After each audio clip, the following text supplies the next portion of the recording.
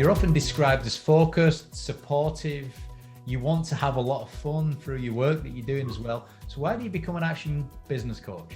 And I wanted to have a company where everyone shared in the success and beyond that as well, actually were given the flexibility they needed to have a great personal life. And also, of course, to support the wider community as well. I wanted a business that actually gave back to the business, not just those who could afford to engage with us. It's simultaneously been the best and the scariest job that I've ever had. It's the best in that I'm getting to work with business owners to help them achieve what they always wanted to achieve, but and simultaneously scariest in that I am solely responsible for my own success or failure.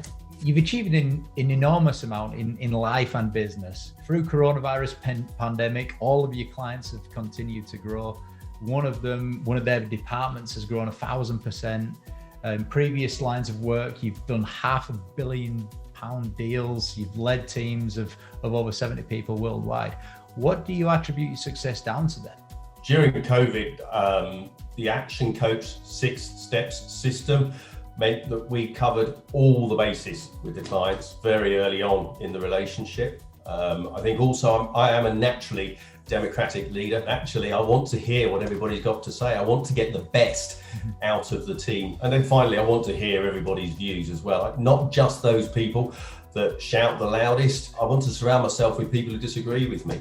My ego is fueled by success of the whole team, not by my position in the team. And you're clearly an exceptional level in listening and understanding, having a very structured process in mind, and also very focused. How do these strengths complement the ActionCOACH business growth system when you're coaching? So first of all, I've learned to listen, to really understand what's being said. And that, of course, translates very much into coaching, where you're working with the business owner to get the best out of them that you can. Secondly, I need to know how people are going to achieve those goals, which means I can get structure out of the most unorganized person. And finally, I get really focused on the goals as well. Once we've set the goals, I want to know how we're going to clear the obstacles out of the way. How quickly can we get to that goal? Let's not wait for it to take its natural pace. Let's force the pace to get there as quickly as we can.